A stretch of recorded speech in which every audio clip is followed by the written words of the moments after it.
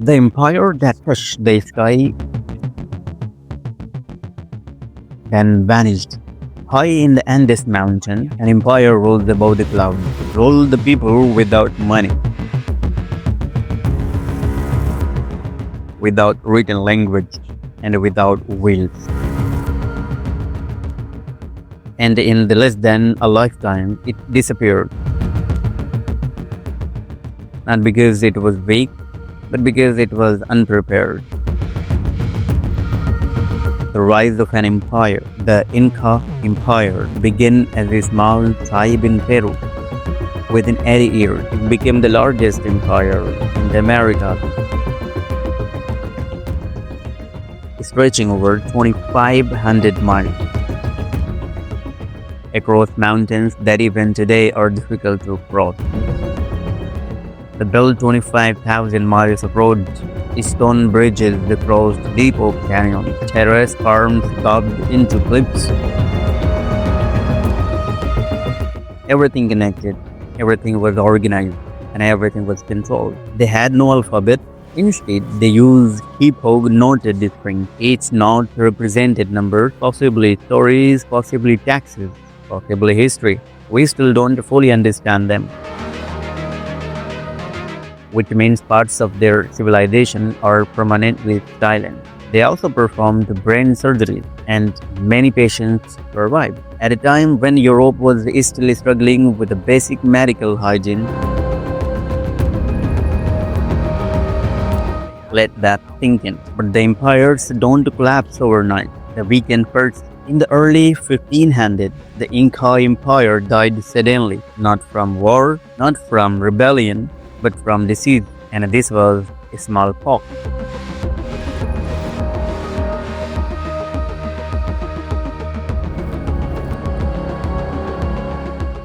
A disease brought knowingly by Europeans traveling the Americas. The virus moved faster than any army. Millions died, including the ruler. With the emperor gone, his son fought for power.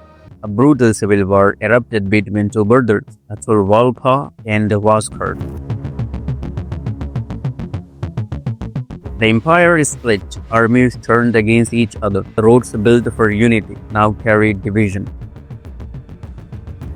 By the time Atahualpa won the war, the empire were exhausted and vulnerable. That's when they arrived, not 1,000, not an army. Just the 168 Spanish soldiers arrived, led by the Francisco Pizarro. They carried steel weapons, gunpowder, horses, and something even more powerful, strategy.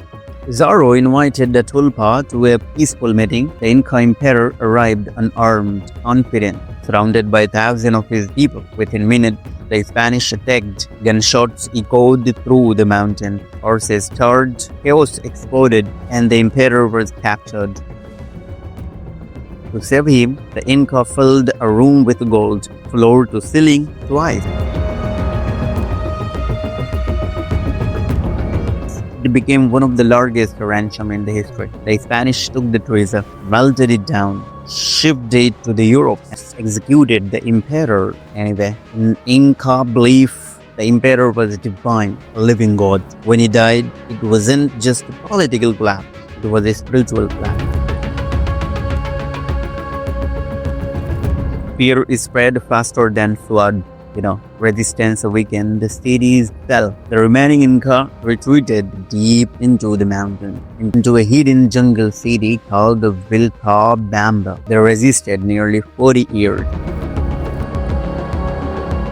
But in 1572, the last Inca ruler was captured and executed, and the emperor was born.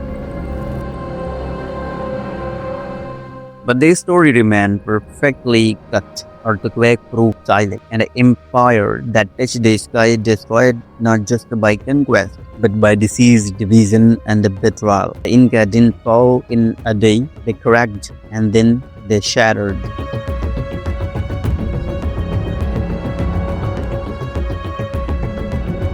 The mountain still stands, unmoved, unbroken, watching empires rise, empires fall. The Inca believed their world was eternal, that their roads would last forever, that their gods would protect them.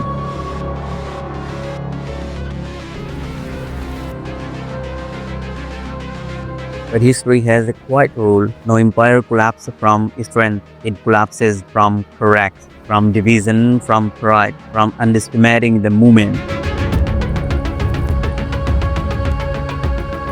And sometimes the greatest danger is not the enemy outside, but the weaknesses inside. The Inca touched the sky and still they fell.